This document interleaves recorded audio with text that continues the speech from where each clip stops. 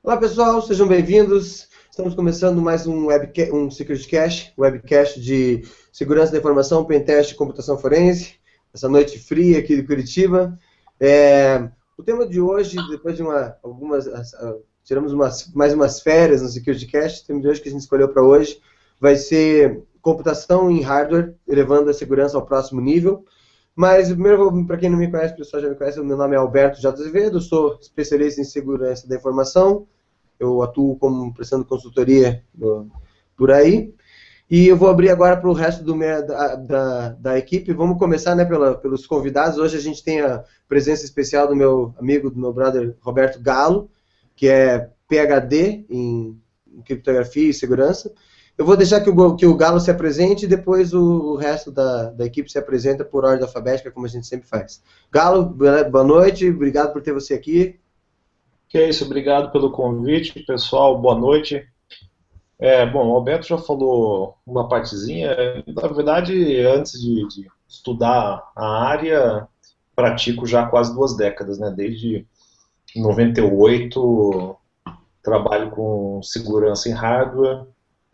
Naquela época ninguém falava nisso no Brasil, e aí a partir dos últimos vários anos aí, desenvolvendo e às vezes achando vulnerabilidades desde processadores, né, desenvolvimento e achava vulnerabilidade no hardware do processador, até sistemas complexos de composição de sistemas, né, que a gente chama. Eu tenho interesse principalmente na área construtiva de computação, de segurança, né, onde você faz a concepção, tenta fazer construção de sistemas que resistam mais tempo a adversários motivados. Essa é basicamente a ideia. Bacana. Beleza. Gilberto, vai lá. Você que o Gustavo está travado lá pelo jeito.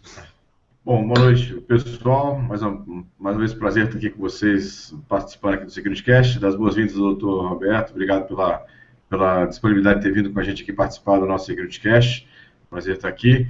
E dar as boas-vindas para todos que estão nos assistindo aqui também, ou que vão nos assistir também offline. Meu nome é Gilberto Sudé, sou professor do Instituto Federal de Educação do Estado do Espírito Santo e sou especialista na área de segurança da informação e sou perito na área de computação forense. Aqui a gente bater um papo sobre criptografia. Mais uma vez, sejam bem-vindos. Vamos começar então, passo a falar para o Alberto, que o Gustavo acho que está fora, para a gente começar já as tratativas da noite. Bom, pessoal, só lembrando antes de a gente começar que as perguntas, a gente tem os nossos canais de perguntas abertos, vocês podem mandar perguntas pelas perguntas da página do YouTube lá, ou pelo chat, para quem está assistindo via Hangout direto, também pelo nosso grupo de segurança no Telegram, que tem rendido até algumas surpresas. A gente está com quase 800 membros no grupo de segurança do Telegram, considerando que é um grupo de segurança da informação. Eu confesso que eu mesmo fiquei impressionado, entendeu? Uma vez eu sempre digo, o grupo não é nosso, o grupo é da comunidade, são eles que tornam o grupo bacana e tão procurado assim.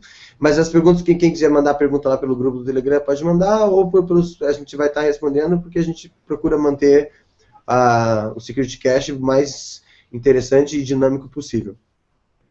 Bom, o assunto de hoje é criptografia de hardware, né? A gente vai falar conta com a presença do Galo aí para dar o insight do especialista, né?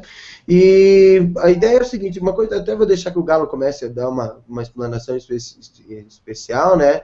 Mas eu acho, na verdade, na minha opinião, né, a grande vantagem da criptografia, que é a criptografia de hardware leva sobre a criptografia de software, é que ela não conta com ela conta com menos overhead, como ela tem processamento, pode ter processamento independente, pode ter circuitos independentes, ela acaba dando menos overhead, ela acaba conseguindo realizar mais cálculos e trabalhar com chaves com menos delay do que uma criptografia normal.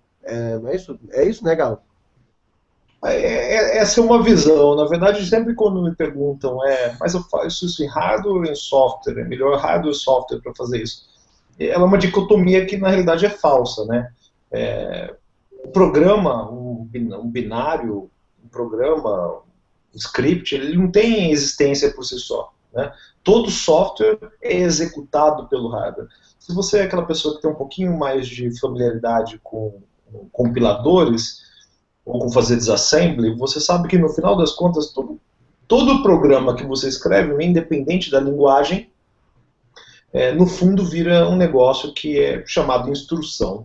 Né? E a palavra instrução, para o cara de computação, ele significa uma coisa muito clara, mas se a gente lembrar da palavra instruir, ou comandar, né, é um sinônimo, é justamente isso. O software nada mais é do que um conjunto de comandos para o hardware fazer alguma coisa. Então, a primeira ideia de que existe uma dicotomia, é uma falsa dicotomia entre fazer em hardware e fazer em software. O que tem é uma coisa um pouco diferente, eu já vou entrar, né? Então, a gente sempre tem hardware, sempre o hardware está fazendo a criptografia, ou sempre o hardware está sendo usado para você tentar fazer segurança, certo? O problema fundamental é que, para você fazer as coisas de forma eficiente, ou adequada, ou efetiva, algum suporte específico do hardware pode ser necessário. Eu vou dar um exemplo aqui. Vamos pegar o AES. O AES é um algoritmo criptográfico que basicamente todo mundo já ouviu falar, se não conhece detalhes já ouviu falar, e basicamente lá no meio dele tem um lugar onde uma forma de implementar ele de forma rápida é você fazer umas tabelas de substituição. Então, você está processando o dado, tem um dado de entrada, e esse dado de entrada serve de índice para uma tabela, e você pega o resultado daquela posição na tabela e usa como saída. Bom, se eu fizer isso usando o hardware de forma não específica, ou seja, instruções normais, isso vai ser basicamente um cálculo de posição de memória, depois um load vindo da memória para um registrador, né? É um conjunto de operações. Quando você implementa isso com instruções não específicas do hardware, isso significa que você ocupa a CPU, tá certo? E gera uma porrada de instruções ali. Aí você fala assim, poxa, mas se sempre hardware está fazendo, qual que é essa jogada? Bom, na verdade, o que você pode ter são funcionalidades do hardware que empacotam determinadas operações numa instrução mais simples. Então, hoje, qualquer CPU Intel tem uma instrução que, basicamente, você roda o que você chama de um round inteiro do AES em tempo quase nenhum.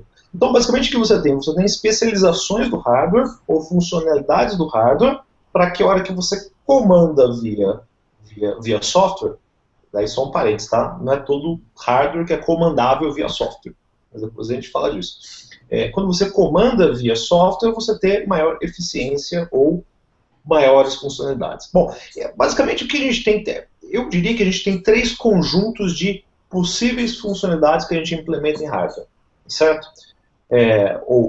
Uma delas é fazer operações com maior desempenho, tá certo? Liberando a CPU, como o caso das instruções para fazer AES no nossa amiga CPU Intel. Você tem funcionalidades que não servem só para cripto, mas servem para segurança em geral. Por exemplo, a nova tecnologia da Intel que chama SGX. Não é muita gente que ouviu ainda dessa tecnologia, é uma tecnologia relativamente nova. A Intel ela tem uma política de liberar certas tecnologias só para certos fabricantes, ela não está liberada para todo mundo, mas ela é uma tecnologia fantástica, porque basicamente, de alguma forma, você consegue instruir a CPU da seguinte maneira: olha, determinado programa vai estar neste endereçamento de memória e nenhum outro programa, nem mesmo o sistema operacional, nem mesmo o kernel pode mais acessar essa seção de memória. O que isso significa? Basicamente que só que o programa que está rodando ali tem capacidade de acesso à memória. Enforçado pelo quê? Enforçado pelo hardware. Tá certo?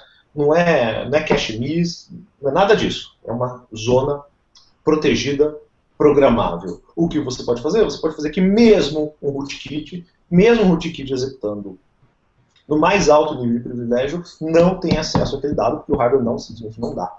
Certo? Esse é um exemplo. Outro exemplo que a gente encontra, por exemplo, no Smart Card, talvez o Smart Card não tenha sido o melhor exemplo, mas um exemplo que você encontra, por exemplo, num computador com aquele módulo que é o TPM, é o fato de que existe uma unidade de processamento naquele hardware, no TPM, em que você consegue comandar a unidade de hardware para gerar uma chave lá dentro, mas você não consegue ler. Ela não sai nunca, não existe um comando para fazer a chave sair de lá. Então, em princípio, você consegue fazer operações criptográficas, como decifrar algum material ou assinar algum material a partir daquele hardware. Então, a gente tem o primeiro conjunto, que é ele otimiza operações, liberando talvez a CPU. Você tem esse outro conjunto que dá funcionalidades de segurança, como uma zona de memória em que nenhum processo consegue ler, só o processo que iniciou aquela sessão, tá certo? Ou aquele programa que é dono daquela sessão. E você tem funcionalidades que são do tipo de eficiência. Não é questão de acelerar uma operação, é uma questão de você fazer uma operação energeticamente eficiente. Isso é especialmente importante no mundo móvel atual que a gente está. Então eu diria que tem esses três conjuntos, grandes conjuntos de funcionalidades, né? Então, assim, eu acho que esse é um primeiro desenho do panorama que a gente consegue fazer. Hoje, nas máquinas atuais, tem muita tecnologia embarcada, tá certo? A maioria delas não é, como a gente diz em inglês, né, airtight, na prova de falhas, mas muitas delas, se empregadas corretamente, tornam o trabalho de um adversário ou de um analista muito, muito difícil. Assim. Posso fazer uma pergunta já que estamos falando assim, de hardware? Essa semana mesmo saiu aí uma matéria falando que as CPUs da Intel teriam possibilidade de serem alteradas, adulteradas, e eu ter um hacking feito na próprio hardware da CPU, o que poderia, obviamente, alterar resultados, né, e tudo mais. A pergunta que eu falo é como confiar no hardware, ou seja, tudo bem, o software eu desenvolvi, mas como é que eu uso, assim, nessa situação, eu uso uma CPU de prateleira ou eu vou fazer um hardware específico, projetar um hardware específico para fazer a situação e eu ter o controle completo do processo do início até o fim? Como é que é isso? Essa pergunta é tão boa que eu até vou dividir em pedaços ela. Não, essa pergunta é ótima. Primeiro, assim, vamos lembrar como é que um processador hoje ele é projetado. Um processador, um circuito hoje ele é projetado, não é que nem a gente, para quem fez elétrica ou engenharia de computação aí, não é desenhando circuitinho e porta lógica, não é. Ele é desenhado a partir de linguagens de descrição de hardware, que basicamente é uma linguagem. Se falar que é como um programa, eu não falo que é como um programa, senão ninguém me mata. Não, é uma linguagem que você descreve. Olha, tem aqui uma porta de entrada, essa porta de entrada, se o sinal tiver por exemplo, eu somo o sinal, é uma linguagem. Uma CPU hoje pequena, um ARM simples, vou falar do Spark, o processador Spark, que é daquelas estações solares que a Oracle comprou, né? Bom, de qualquer forma, um processador do final da década de 90, um processador muito bom, ele tem 500 mil de linhas de código. 500 mil de linhas de código. Ou seja, a primeira coisa que você aprende é que para você descrever um hardware simples, tem 500 mil de linhas de código. Uma CPU Intel, por extrapolação, eu calculo que ela tenha na casa de 5 bilhões de linhas de código. Se a gente fizer uma pequena comparação, existem algumas métricas da indústria. Métrica da indústria, ela fala o seguinte, olha, na média, não estou falando de defeito de segurança, tá, gente? Na média, cada 1000 linhas de código tem 5 defeitos. Essa é uma métrica da indústria. Software recém-feito que já está em campo funcionando. Eu não estou falando do software super depurado, eu estou falando do software médio. Pô, se eu pego um pedaço de código com 5 milhões de linhas de código, eu tenho, salvo erro de cálculo aqui, 25 mil bugs lá dentro. Uhum. Agora, você, não, mas o cara toma mais cuidado. De fato, toma mais cuidado, porque quando você tem um programa e você erra, você recompila, reinstala, tá feito. Quando você erra um hardware, você tá fudido. O processo de você fazer um chip e tentar refazer ele é um processo de centenas ou se não milhões de dólares, tá certo? Então o cara toma muito cuidado. Na verdade, as melhores ferramentas de verificação de código vêm do pessoal que desenha chip, tá certo? Mas mesmo assim o cara deixa defeito. Eu vou falar para você, dar um exemplo para vocês aqui num código super depurado. Um código super depurado é o software que controlava o voo do ônibus espacial americano. Adivinha por que é super depurado? É super depurado gente, É. Mata gente, né, Serra? Principalmente acaba com a reputação de um país. O lançamento do ônibus espacial custa bilhões, então o pessoal investe fortunas para fazer o software. E mesmo o software com esse nível de depuração ainda tem na casa de um defeito a cada 20 mil linhas de código. Tá certo? Então, mesmo assim, não funciona. E olha que cada linha de código do software da Space Shuttle custou, em engenharia, $1.000 para ser feito. Em comparação com o software normal, que custa $5 cada linha de código, tá certo?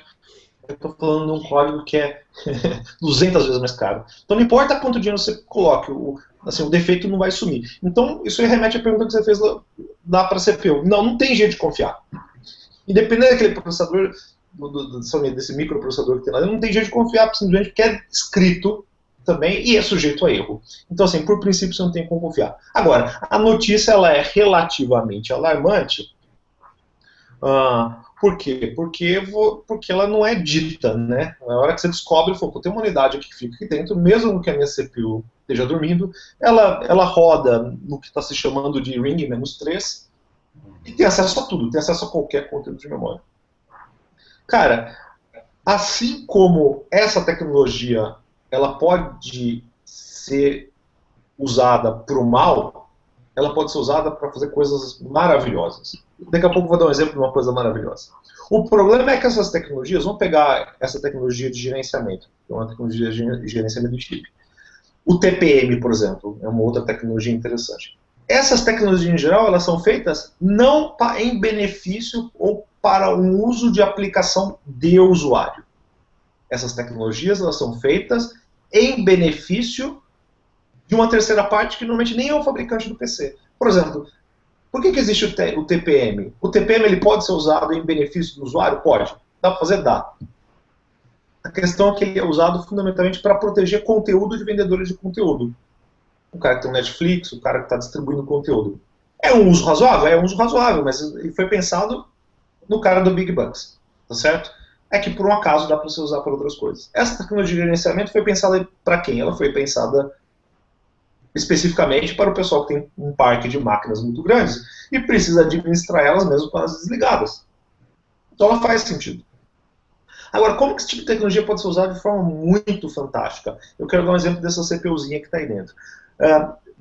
Mais ou menos em 2008, 2009, a gente desenvolveu uma CPU nossa que tinha uma tecnologia não igual, porque essa funcionalidade não era escondida, mas a gente desenvolveu um microprocessador dual core, assimétrico, que a gente chama, os dois cores não tinham a mesma capacidade, mas cujo um dos cores ele é meio blindado. Esse core ele serve para quê? Ele tem a capacidade de monitorar o core principal, que roda o sistema operacional, e para usar para o bem. Por exemplo, vamos supor que o core principal, o kernel, foi comprometido.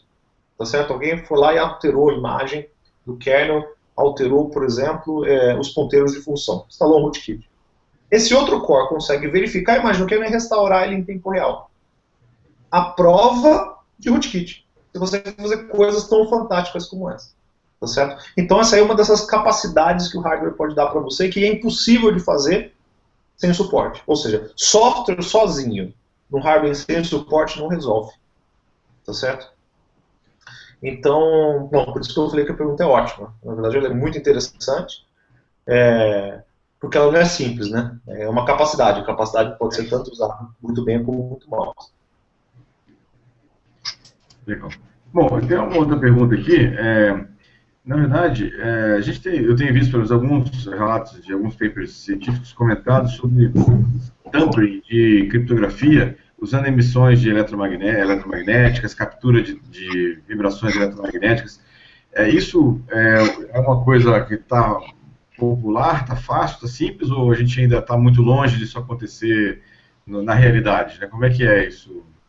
Não, isso é feito todo dia, tá certo? Quando você compra, alguém aí talvez já tenha visto, né? Certeza ninguém tem.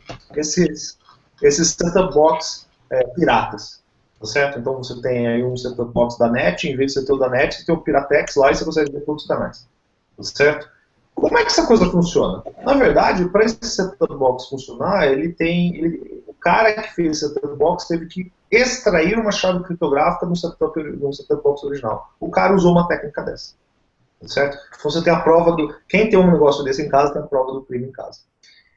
Hoje, fazer, por que a gente chama de canais secundários, né, obter material criptográfico a partir de um hardware que não esteja protegido, né, que não tenha contramedidas, é trivial, é questão de poucas centenas de dólares. Você faz.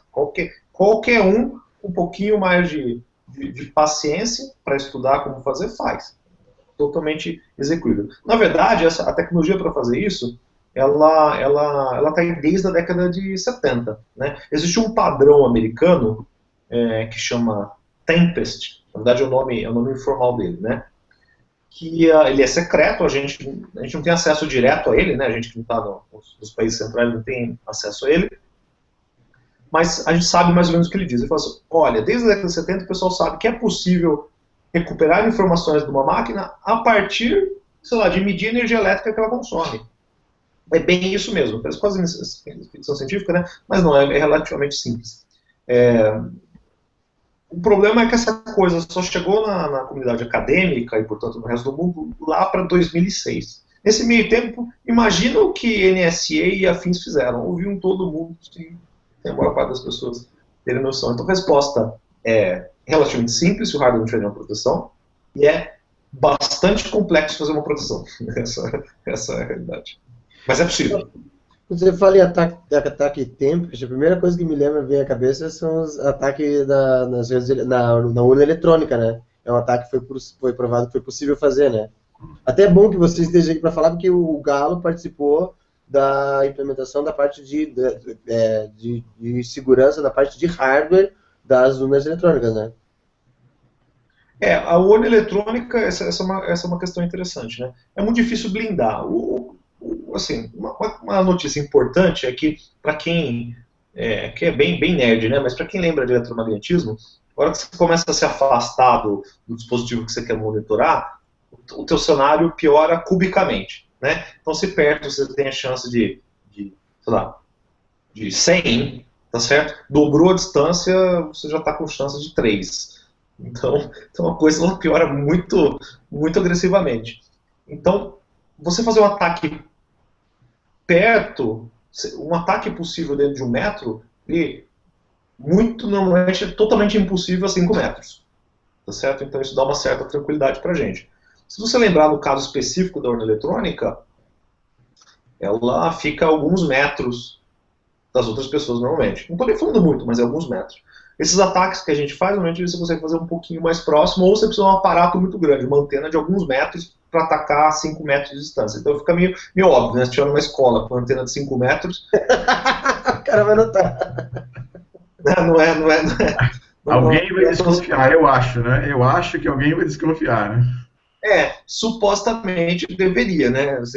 A gente espera. Agora, quando você vai para a urna eletrônica, de fato, ela implementa um conjunto de coisas. Ela, por exemplo, a gente especificou uma coisa na urna eletrônica que é um chip como se fosse um TPM, só que do bem, onde a gente consegue, a comunidade ou o tribunal, quem quer que seja, consegue colocar todo o código que ele quiser lá dentro para servir de lugar onde guarda material criptográfico longe da CPU. Então a CPU principal da urna é um Intel, uma AMD, que como toda CPU Intel e AMD não tem uma proteção adequada para chaves criptográficas. A gente fala, não, põe um chip assim assado, que agora você tem a proteção, e com nenhum código, todo o código que você escolhe, que você coloca dentro, você tem uma proteção. Então a gente refez a arquitetura da urna.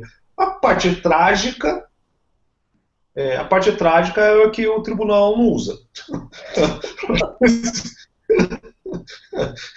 Essa é a parte trágica. Mas está lá, a hora que eles quiserem usar. Deixa eu aproveitar. Bom, o Gustavo apareceu aí. O Gustavo agora estava com problemas com conector novamente. Boa noite, Gustavo. Tá nos ouvindo? Gustavo? Tá morto. Não tá. Então. Ok, bom, vamos continuar. Se tem alguma pergunta? Então, não, apareceu novamente só? Gustavo, apareceu? Mais mundana, assim, eu acho que além dessas vantagens que ele citou, que eu falei a respeito do overhead do processamento, mas uma outra vantagem que tem a criptografia de hardware também, numa situação mais mundana, assim, como problema, por exemplo, uma criptografia de disco em hardware, é exatamente na questão da inerência do processo de load da história. Porque assim, quando a criptografia em hardware, e ela é feita diretamente pelo hardware, ela vai ser carregada e já vai estar funcionando antes de entregar na mão para o sistema operacional. Então, você fazer um ataque, por exemplo, para tentar descobrir chaves, senhas, etc. e tal, dessa criptografia, é mais difícil. Porque o cara, para ele conseguir implementar um ataque, ele vai ter que implementar um ataque a nível de hardware também, né? Então, esse tipo de vantagem é o tipo da situação que uma criptografia baseada em software nunca vai chegar, né? De maneira geral, sempre que o hardware que você está trabalhando ali tem uma implementação, é salutar tentar usar, né? Porque ele vai te liberar recursos, vai ser mais eficiente, é pensado para ser eficiente na maior parte das vezes. E a gente tem vários lugares isso implementado. Vou dar 3 exemplos, aliás, vou dar 2 exemplos, né? Um você já deu, que são as instruções. Vou dar 3 exemplos além do que você deu. Você tem HDs que tem a parte de criptografia implementado na controladora do HD, tá certo? Isso é bastante interessante porque não carrega seu CPU de jeito nenhum, então você pode usar suas instruções de criptografia, sei lá, para cifrar tráfego de rede, se for o caso. Que é outra coisa muito útil, né? Hoje em dia não faz mais sentido a gente ter rede local, mesmo a rede local lá que não cifra, tá certo? Você tem ainda, porque simplesmente o que acontece é que nem todo PC está preparado para fazer a cifração com suporte de hardware. Agora você tem as placas de rede que estão aparecendo, que tem nativamente, por exemplo, o AES lá dentro.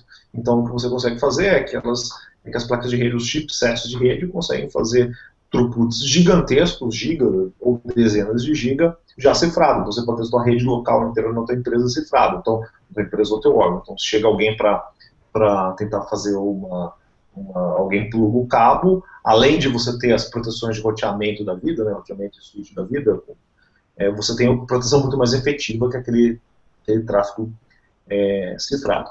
Uma outra aplicação que eu particularmente gosto, porque ela é muito mais interessante, é o seguinte: existe uma tecnologia, de novo, falando aí das grandes fabricantes, a AMD e Intel, que eles colocaram um negócio que chama, no caso da Intel, chama IPT, né, e aí tem um negócio que chama Secure Display, se não me engano é o nome da tecnologia, que é basicamente o seguinte: o chip que controla o vídeo, tá certo? Ele tem uma implementação de algoritmo criptográfico lá, e você consegue mandar um pedaço de dados cifrado vindo do servidor externo para a sua placa de vídeo, de tal forma que a tua CPU não tem nenhuma chance de decifrar, ela não tem nenhuma tela para decifrar, e é decifrado direto na placa de vídeo. Isso é perfeito, por exemplo, uma aplicação de Internet Banking. Então você está escrevendo uma aplicação de Internet Banking, você faz o servidor gerar, por exemplo, um teclado virtual, e esse teclado virtual, um exemplo, tá? Você pode usar para outras coisas, um código de confirmação, a porra que for. E isso aí é decifrado só pela sua placa de vídeo, e não tem nada, pelo menos não deveria ter, não tem nenhuma maneira de você ler isso a partir da CPU de volta. A única coisa que lê é o próprio display. Então, isso é uma tecnologia bastante fantástica. Que chipsets tem isso hoje, da Intel? Todos. Tá certo? Onde estão os drivers? Me dê os drivers. A Intel não libera. Não, ela libera para meia dúzia de fabricantes. Então o que a gente tem hoje é muita capacidade, tá certo? As CPUs, elas têm coisas fantásticas, né? Só que essas coisas elas não são bem utilizadas. O próprio TPM, o TPM está há mais de 10 anos aí no ar, tá certo? Dá para fazer coisas ótimas do ponto de vista do usuário, não são realmente aproveitadas. Falei das 3? Falei do cifração do HD, da placa de vídeo e da placa de rede. Na verdade, o que eu estava pensando, essa é uma pergunta interessante, porque assim como criptografar gera overhead de processamento, descriptografar gera mais overhead ainda, né? E essa é uma questão que eu entendo, mas não entendo, para a verdade, até seria interessante se você explicasse mais tecnicamente o processo. por que é mais eficiente você executar operações de descriptografia com uma GPU do que com uma CPU? Hoje em dia a gente tem vários programas que a gente até consegue usar as GPUs em série e você consegue descriptografar muito mais rápido que a descriptografaria você quebraria as senhas numa CPU. Eu sei que tem alguma coisa a ver com a relação da maneira como ela processa as instruções e os cálculos, etc e tal, mas você sabe me dar mais detalhes e o porquê? Acho que sei, vamos ver aqui. Tem duas questões, né? Existe um sentimento de que decifrar uma coisa é mais lento do que cifrar, tá certo? Uhum. Isso tem dois motivos.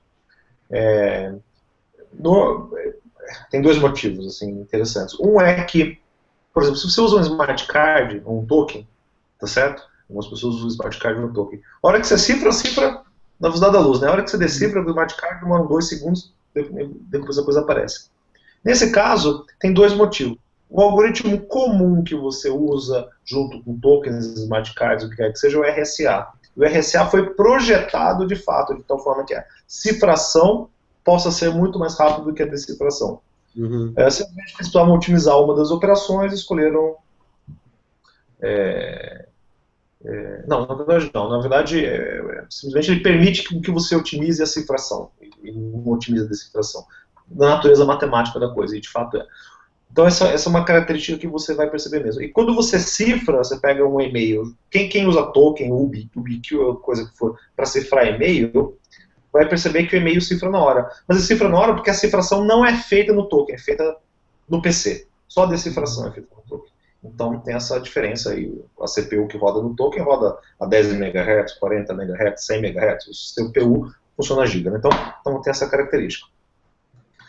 O outro motivo fundamental, e esse é um pouquinho um detalhezinho um pouquinho mais sórdido, é que normalmente você não cifra um arquivo sem compactar ele antes. É comum, você compacta e cifra. Agora, a maior parte dos arquivos tende a diminuir. Tá certo? A operação de leitura é mais rápida que a de escrita. Então imagina, você tem um arquivo de giga, ele vai compactando e cifrando ao mesmo tempo e sai 100 MB cifrado. A hora que você decifra, aquele 100 MB vira 1 GB, só que a operação de escrita é muito mais lenta. Então esse é outro sentimento que pode estar aí. Aí você perguntando também da questão das GPUs, né? Por que a GPU é mais rápida que a CPU, etc e tal? Por exemplo, para fazer cracking de senha. Bom, basicamente a operação para você fazer tentar calcular um rainbow table da vida é uma operação que ela é, do ponto de vista de complexidade, simples. A única questão é que ela é repetida inúmeras vezes. Então é um processo serial, certo? Então, independente dele usar operações complexas, ele não vai usar multiplicação, não vai usar nada, vai usar coisas babacas ali da CPU, move, end, or, coisa assim. Normalmente é feito com SHA-1 ou com MD5 ainda, né? Tem gente que usa ainda. Então, a questão é que essas operações, elas seguram a CPU e são seriais. Então, o que importa é a sua frequência do processador. Agora, quando você vai para uma GPU, como eu falei, a operação ela é simples, só que ela é feita muitas vezes, uma GPU tem a cara de GPU. A GPU tem N cores, você despacha para os N cores aquelas coisas. Cada core vai fazer mais lento que um core seu da sua CPU principal. Porém, como tem N, a coisa sai mais rápido, porque é totalmente paralisado. Uhum. Porque assim, uma coisa que eu sei é o seguinte, até por experiência própria, quando toda vez que envolve criptografia, ele envolve overhead de processamento e memória. Que nem, por exemplo, quer ver um caso bem clássico que a gente vê na segurança de rede. Quando você compra um equipamento de IPS, ele manda lá para você o equipamento, lá, faz todo bonitinho. A partir do momento que você fala, eu quero que faça DPI. Cara, eles mandam, a grande maioria dos fabricantes mandam um outro equipamento, você está aqui embaixo, e aquilo, às vezes é do mesmo tamanho, às vezes é até maior, só para fazer a parte de descriptografar o HTTPS e fazer o Deep Packet Inspection ali. E aquilo ali, velho, sem aquilo, acho que talvez seja uma das poucas fabricantes que eu sei que não botam um equipamento extra para fazer DPI, acho que é a IBM. A IBM, se eu não me engano, o IPS da IBM não usa. Deve ser alguma mágica nessa questão que você falou da inteligência da instrução do processador. Eu não sei exatamente o que é tecnicamente, mas que dá um overhead do caralho você fazer descriptografia é foda. Hoje uma CPU, né? Uma CPU no talo, né? Uma CPU típica no talo faz AES na casa de 2 gigabits por segundo. Só que ela só fica fazendo isso, tá certo? Não estou falando da instrução de hardware, se ela for fazer a partir de instruções normais.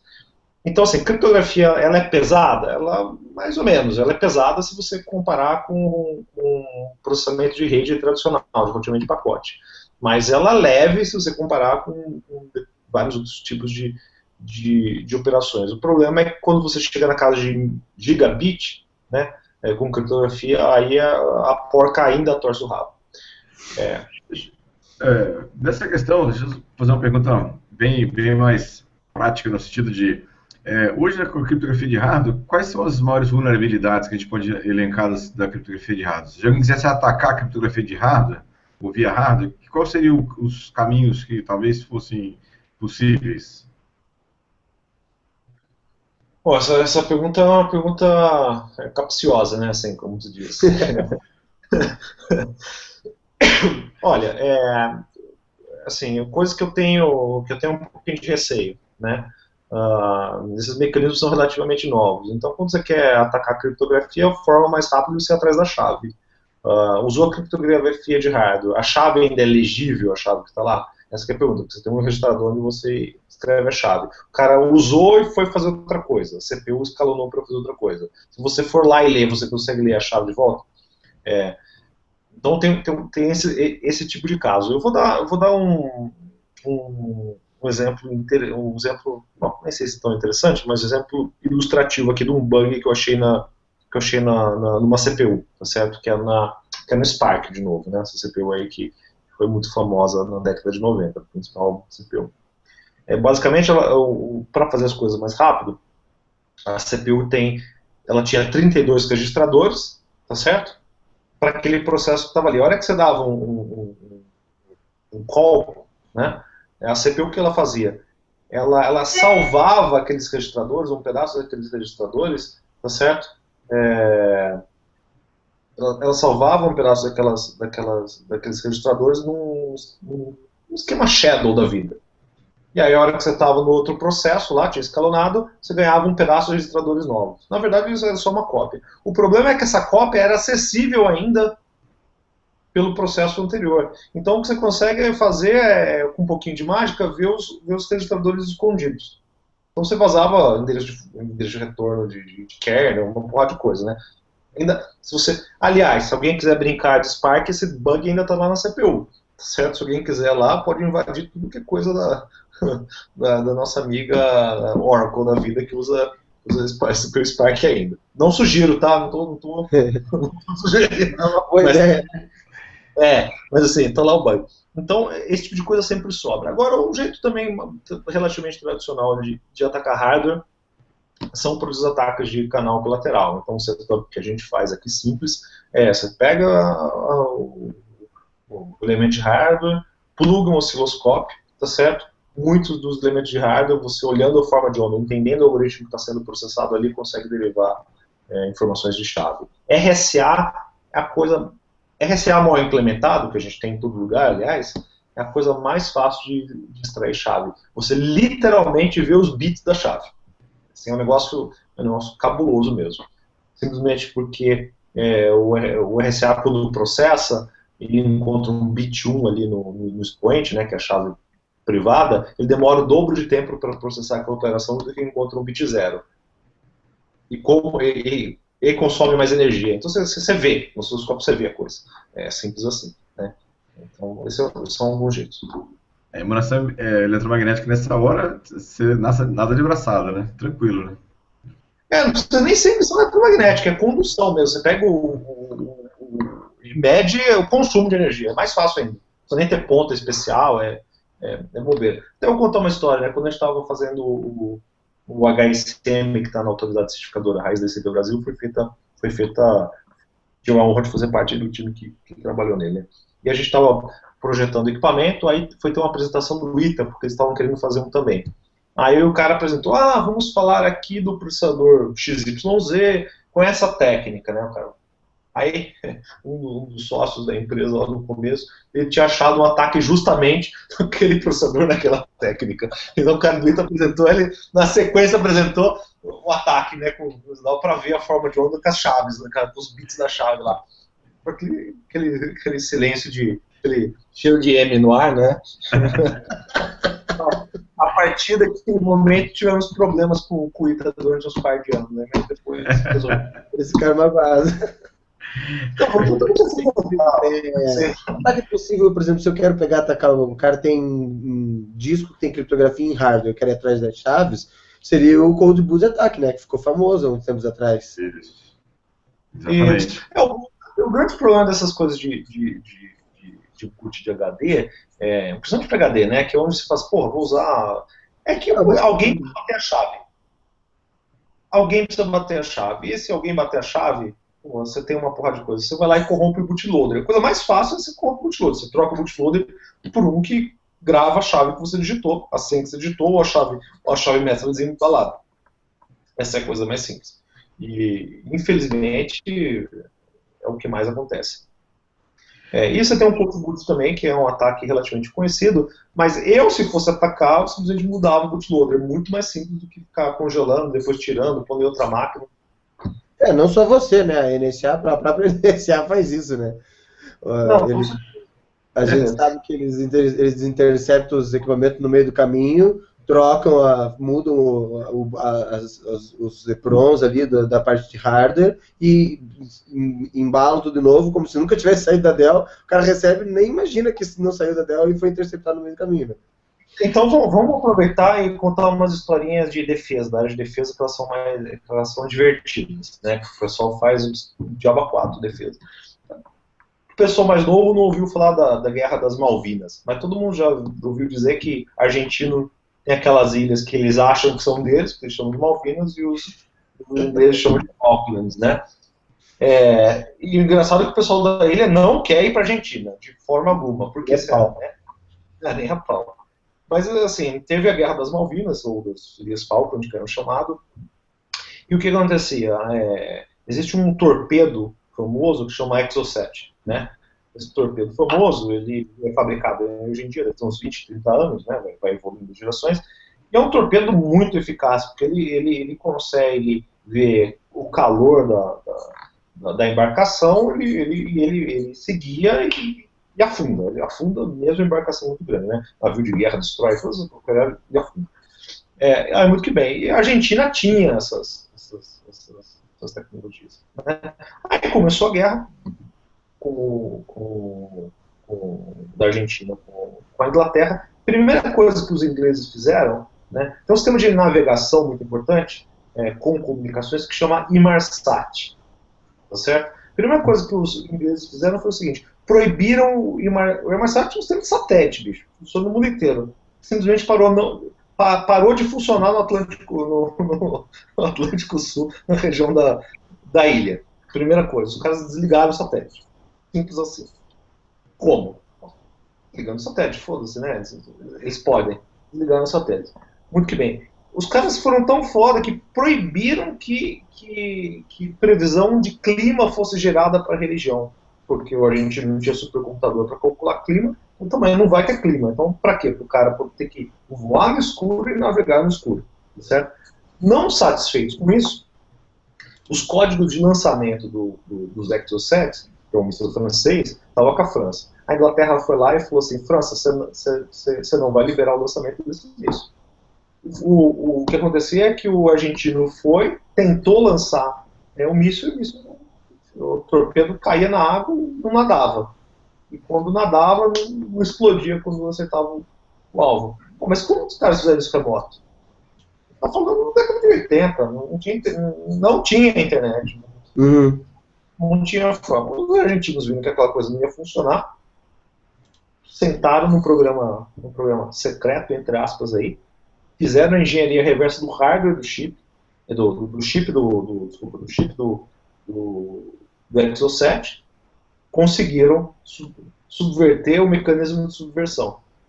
Aí as principais perdas da Inglaterra na guerra foi que os caras pegaram e falaram assim, então agora foram esquadrilhas de aviões voando a poucos metros da superfície do oceano, tipo 30, 50 metros da superfície, para o radar dos navios não pegarem, tá certo? Chegava perto, soltava o Exocet, os caras não esperavam que aquela porra ia funcionar, funcionou, e afundaram os navios. Foram onde os caras fizeram. Então, operação de guerra tem isso.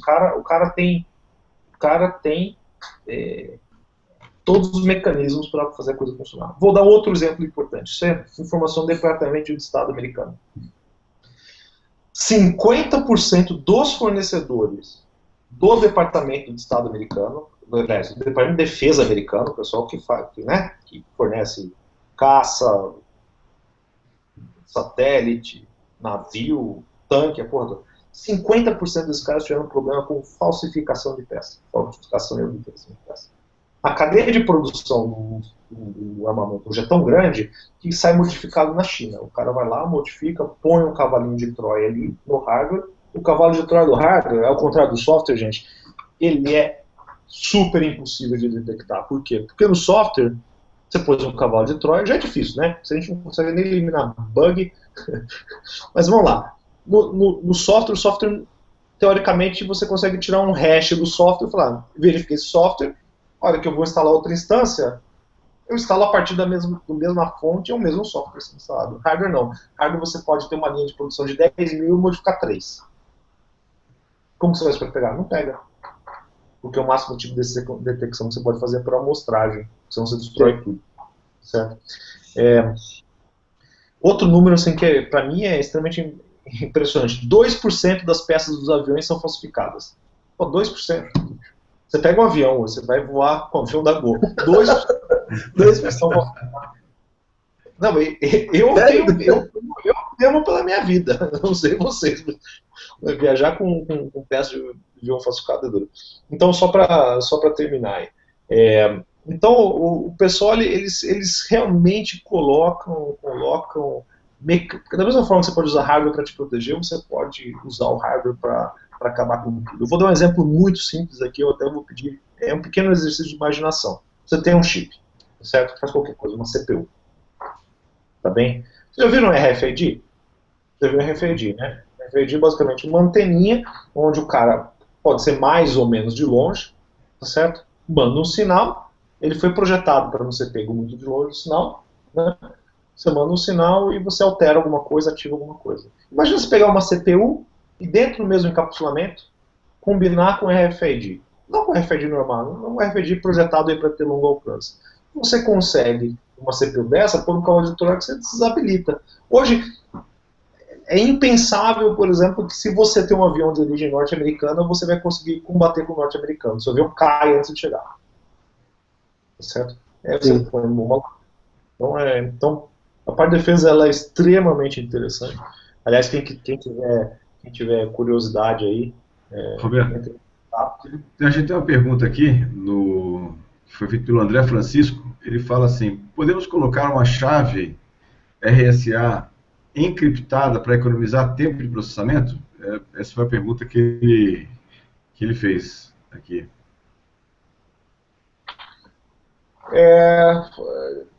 Assim, encriptar uma chave RSA para proteger ela, né? Então, sim, é possível, mas o problema é qual que é a chave que encripta a chave RSA. Você tem uma dependência circular aí, do famoso ovo da galinha. Você cifra uma chave, que cifra outra chave, que cifra outra chave. Tipicamente, você não leva a nada. Tem jeito de levar? Tem técnicas para levar. Que, na verdade, você usa, por exemplo, um negócio que chama secret sharing. Vou dar um exemplo aqui que muito administrador de sistema faz. Tem um sistema crítico ali, e aí você tem uma senha que você tem dois administradores que precisam bater. Metade bate uma, metade bate outra. Tá certo? Você divide a responsabilidade.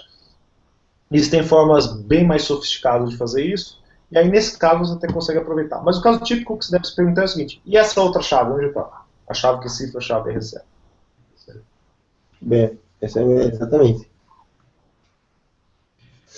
Bom, o que eu ia falar para você? Você falou... sim, ele falou sobre o negócio da aplicação do RFID. Eu tenho um HD que usa RFID até hoje. Você pega ele, você pluga no computador, ele não faz bosta nenhuma. Aí você tem que botar a chavinha RFID, na hora que você passa em cima, aí ele liga. É o tipo da segurança. A segurança que eu comprei faz anos atrás esse HD e até hoje ele é extremamente útil. Né? E difícil de alguém vir, pelo menos uma pessoa comum, né, vir querer fuxicar em cima das coisas ali. Agora, ele estava falando agora, antes, quando a gente acabou citando o exemplo, é bem isso, a criptografia, a criptografia e a segurança de hardware, ela pode ser usada para o bem ou para o mal. Eu conheci o Galo assim, a gente conheceu no projeto, o Galo e eu, a gente faz parte do projeto, chamava UVST, né, que era User Verifiable Social Telematics, agora mudou para Trustless Computing, em que a ideia do projeto é justamente criar um sistema computacional seguro. Para criar esse sistema computacional seguro, ele passa desde a base da criação do hardware, manufatura e implementação do sistema operacional, etc. Foi assim que eu, na verdade, conheci ele. Deixa eu fazer ainda na área de criptografia, mas vou mudar um pouco o foco da criptografia. A gente sabe hoje que os dispositivos de internet das coisas são muito fracos de processamento, né? Isso impede que a gente, ou então dificulte bastante que a gente coloque criptografia nesses dispositivos, então deixando comunicações talvez inseguras ou menos seguras do que deveriam, né? E aí acaba abrindo uma brecha imensa em uma série de sistemas. E aí, Roberto, você acha que o caminho é a criptografia de hardware para melhorar esse tipo de comunicação? Ou seria apenas um caminho viável para eu colocar isso no dispositivo de internet das coisas? Ó, eu vou falar para você assim, que o principal empecilho para segurança criptográfica em qualquer plataforma é o desenvolvedor. Certo? É o desenvolvedor. O desenvolvedor, a missão principal do desenvolvedor é fazer funcionar. Tá certo? É fazer parar em pé de algum jeito. O cara de segurança é fazer parar em pé mesmo com alguém assoprando ou cutucando. Gostei do exemplo. Se parar de ponta cabeça, assim, ó, tô com uma garrafa aqui, ó, se ela parar de ponta cabeça assim pro desenvolvedor, tá bom. Tá certo? O cara de segurança, ele vai pôr deitada, porque não tem muito, vai pôr deitadinha, porque não tem muito que dar errado. Entendeu? Mas pro cara que desenvolve, tá ótimo isso aqui. Mas pra que alguém assopraria a garrafa? Tá certo? Eu vou usar esse exemplo nas minhas palestras, viu? Essa eu gostei dessa metáfora. Essa foi perfeita, essa metáfora. Para repeta bom. Aí, assim, hoje, só para a gente ter noção, assim, ó, o dispositivo computacional da internet das coisas, ele é fraco, a CPU é fraca para fazer criptografia. Eu vou falar assim, caso geral não, o caso geral é mais que o suficiente. Uma CPU qualquer, um microprocessador qualquer, com uma implementação em software relativamente eficiente, ele processa 1 bit por ciclo de máquina. Então, um processador, ou isso se for muito eficiente. Se o processador for ruimzinho, é 1 a cada 10. Então, se eu for assim, um processadorzinho de 50 MHz, que é um ARM de 10 anos de idade, tá certo? Um ARM barato de 10 anos de idade, ele consegue cifrar 5 megabits, pô. 5 megabits para um processadorzinho que está, sei lá, que está na maçaneta do carro, bicho, ele não precisa nem de perto nisso, tá certo? Então, assim, na realidade, são raros casos onde você precisa realmente fazer em hardware. É o caso específico, sei lá, de um sensor que tem energia, não está ligado na tomada. Aí a coisa começa a ficar interessante, aí entra naquele aspecto que eu comentei, que é da eficiência energética. Então, tem um sensor, eu vou jogar, um exemplo clássico que o pessoal dá, eu tenho um sensor, eu vou jogar no mar para ver mancha de óleo e vou espalhar 100 mil sensores lá. E não tem energia, tem um pouquinho de energia solar, mas se vem o óleo tampa, né? Então também não tem. Então nesse caso aí sim, porque aí qualquer coisa que você faça, você precisa ser mais eficiente. O problema é que criptografia, ela é como se fosse... Sabe, imagina que você brinca de Lego, sabe aquela peça mais lazarenta que tem um formato que não encaixa em lugar nenhum? Criptografia é assim. Criptografia é difícil de você encaixar. E ela só fica boa, que nem Lego, quando você encaixa tudo perfeitinho, não sobra um espacinho. Então, assim, se você conseguir encaixar a criptografia de forma adequada, ela é muito robusta. Ela pode dar um sistema muito robusto. Agora, é muito difícil encaixar. E para o desenvolvedor típico, sou típico aqui, tá, gente? Que está preocupado em fazer, em primeiro lugar, a coisa fazer funcionar, nem sempre tem o tempo de conseguir maturar as coisas. Minha percepção para IoT, tá certo, é que o mundo deveria ou deve migrar para plataformas onde quem desenvolve não tem como fazer errado. É basicamente como era o comecinho do iOS da vida. O iPhone no começo era relativamente seguro, porque você não conseguia fazer nada. Você não conseguia nem comunicar um processo com o outro. Né? Você não conseguia executar processo simultâneo, um processo não comunicava com o outro, você não tinha acesso a porra nenhuma. Porra nenhuma, bicho. Porra nenhuma, bicho. Então assim, minha impressão é que o que vai, talvez, ser capaz de permitir um IT mais ou menos seguro são frameworks, tá certo? Tudo que ele deixa fazer não tem risco de segurança, ou seja, assim, é realmente um sandbox mesmo. Mas essa é bem uma regra, quase uma regra básica da área de segurança. A simplificação é melhor, né? Quanto mais simples, quanto menos linha de código tiver, quanto menos funções tiver, quanto menos opções tiver, quanto menos comunicações, possibilidades tiver, mais fácil você garantir um ambiente seguro do que quando você envia 10 mil opções para o cara para fazer o que quiser, do jeito que quiser, modificar do jeito que quiser, aí vira zona, entendeu? Mas... Na verdade, Alberto, essa noção ela é uma noção interessante, mas você tem que tomar muito cuidado na hora que você tem essa noção aí do quanto mais pior. Não, na verdade não. Na verdade você consegue aumentar a linha de código e melhorar, tá certo? Mas é que você tem que ter qual que é o seu objetivo no final das contas. Se o seu objetivo é fazer sigilo,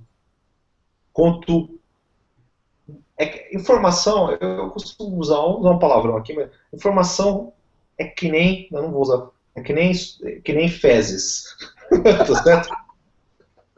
Não tem lado limpo para você pegar. Encostou, fedeu. Tá certo? Não tem lado limpo. Encostou, fedeu. Vaza. Então, quanto menos você encostar, menos a chance de vazar. Tá certo? Se eu estiver preocupado com sigilo. Se eu estiver preocupado com integridade ou autenticidade, é ao contrário. Se eu colocar 3 mecanismos, vou lá, assino com um, assino com o outro. É melhor.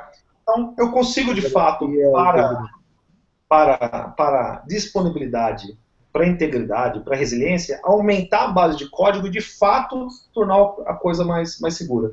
O problema é que essas coisas, elas são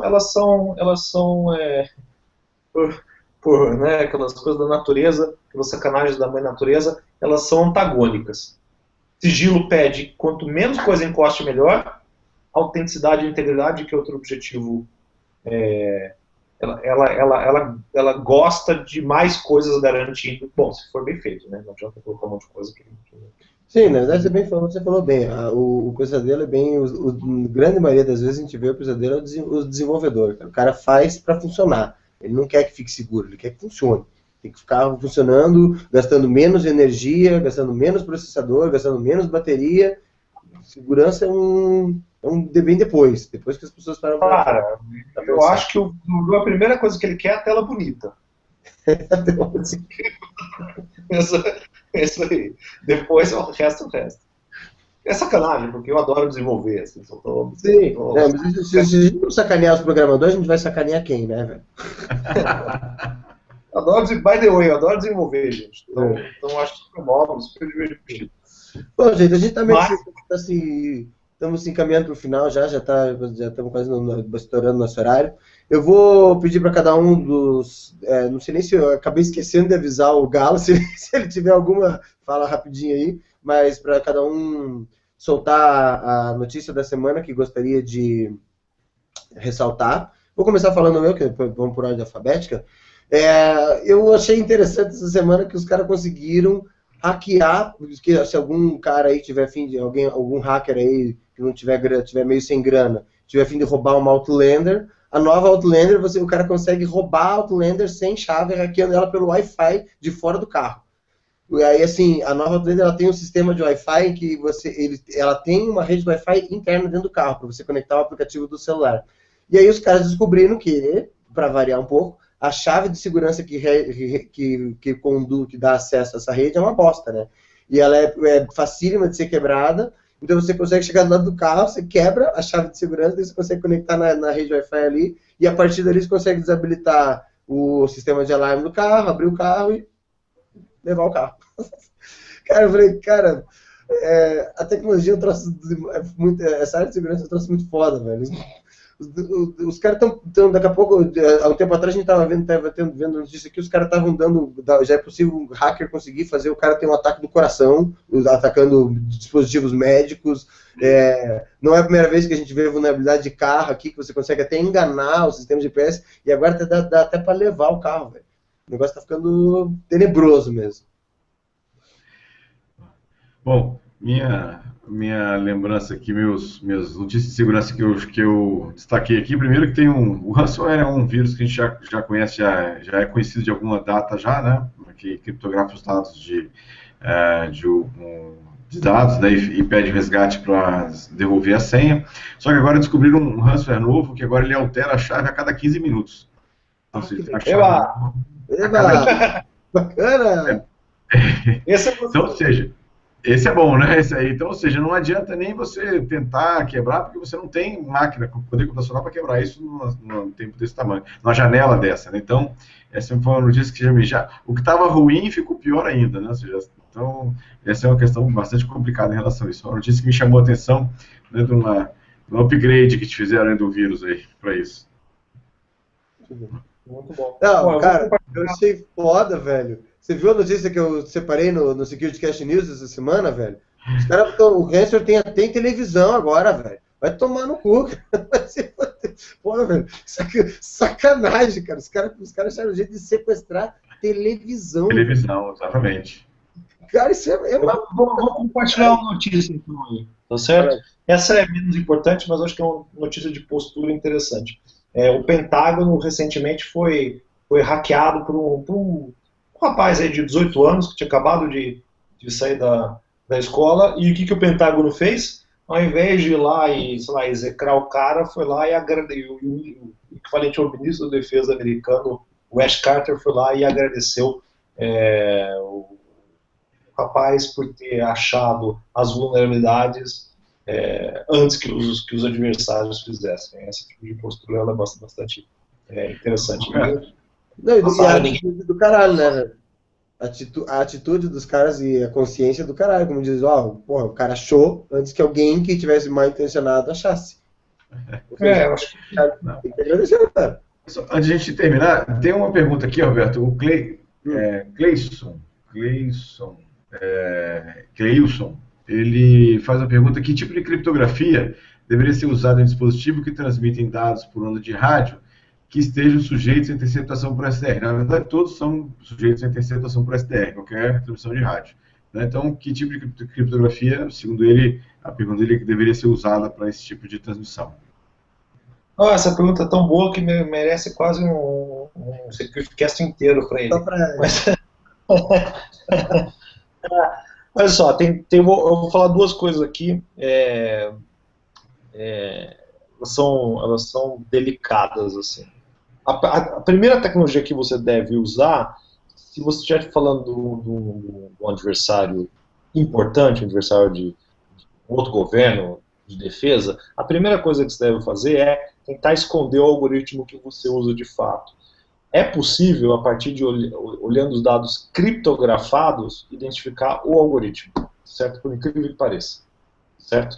Os algoritmos, eles têm certos padrões, que se você cifrar sempre a mesma coisa, você consegue ver alguns desvios estatísticos mini que não interferem a segurança dele, mas permitem você classificar. Quanto menos informação o adversário tiver de você, o algoritmo que você está usando melhor, tá certo? Então essa informação...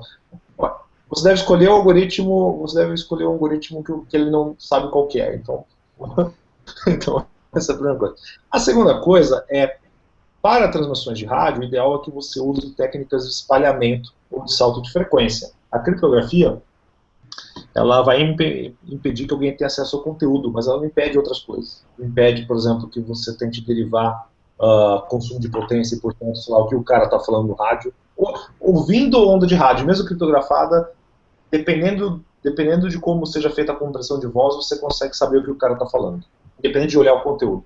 Você vê só a variação da potência de emissão, tá certo? Então, uma coisa é você impedir que isso aconteça, por exemplo, com salto de frequência.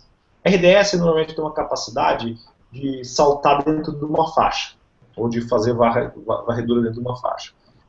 E não é tão veloz, você, apesar dele olhar se conseguir olhar todo o espectro, não necessariamente ele consegue processar um pacote que está em outra frequência imediatamente. Então, salto de frequência, que a gente chama de produções de transec, elas são fundamentais. E se você, o Cleison, for militar e estiver preocupado com essa questão, normalmente você tenta também fazer transmissão direcional. Você usa uma onda direcional, tá certo?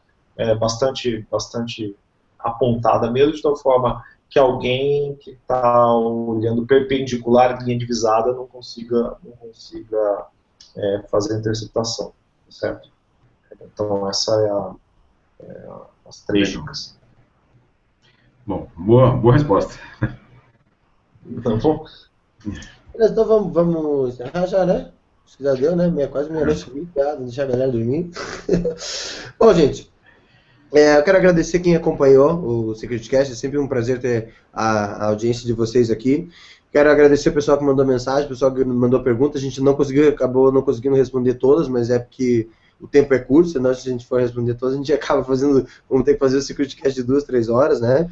Mas as que a gente conseguir responder, dependendo, a gente pode responder diretamente para as pessoas posteriormente, tá? Quero agradecer aos meus colegas aqui, agradecer ao Gilberto, até ao Gustavo, que tentou vir, mas não conseguiu, por causa dos problemas técnicos ali. O Alcion, infelizmente, teve um problema hoje lá no trampo dele, lá ele se enrolou lá, acabou não conseguindo chegar, tá lá batalhando, né? Fazer um agradecimento especial aqui ao amigo Roberto Galo, que enriqueceu bastante nossa discussão hoje. Temos até que trazer o Galo mais vezes, né, cara? Porque o cara manja pra caramba de criptografia, de hardware, né?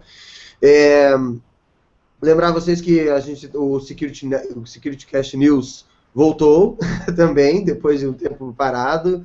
A gente está tentando manter ele toda semana agora com as notícias da semana, né? E o Gustavo, Gilberto, você quer falar um pouco sobre as outras novidades que a gente tem? A gente tem... Bom, primeiro agradecer a todos que estão nos assistindo aqui online, depois offline também, quem assistiu a gente lá assistindo pelo YouTube. Agradecer muito aí a presença do Dr. Roberto Galo. Obrigado aí pela participação e pela disponibilidade de estar aqui nesse horário com a gente batendo papo. Foi excelente, realmente foi muito bom. E acho que concordo com ele que a gente pode ter vários outros SecurityCast sobre o assunto, que é um assunto que realmente tem muita coisa por aí, né, para isso. O SecurityCast está fazendo, nesse mês agora, 2 anos de vida, então é um aniversário, né, do SecurityCast. A gente tem algumas novidades, uma que o Alberto já falou aí, que é o SecurityCast News, que toda sexta-feira a gente vai ter um resumo das notícias mais importantes de segurança da semana. A gente vai estar gravando alguns hands-on, que são alguns seminários online sobre ferramentas de segurança também, que a gente vai estar disponibilizando lá no nosso site. Então, ferramentas de... O primeiro já saiu. O primeiro já saiu, a gente está gravando alguns outros, então vão estar lá também ferramentas de perícia, ferramentas de segurança, nisso aqui. E a gente também está para lançar agora, nessa semana, durante a semana, uma lojinha. Com quem gostou do SecurityCast, gosta aí do logo do SecurityCast, vai ter camisa, as famosas canecas do SecurityCast, que todo mundo gosta das canecas, também vão estar lá disponíveis, canecas, adesivos, bonés, então está lá também. De passagem, o Galo até, a gente já tomou essa decisão agora. Cada vez que um convidado especial, cada vez que tiver um convidado especial no SecurityCast, o convidado vai ganhar uma caneca. Isso aí. Normalmente a gente ia mandar pelo correio, mas a tua eu te entrego pessoalmente semana que vem. Se tiver copo de pinga, eu até prefiro, que eu não era quebrando a meu. Mas, bom, mais uma vez me despeço aqui, obrigado mais uma vez por todos, obrigado, doutor Roberto, por estar aqui com a gente, né? Foi um prazer. E aí, agora o Roberto pode encerrar. Deixa eu ver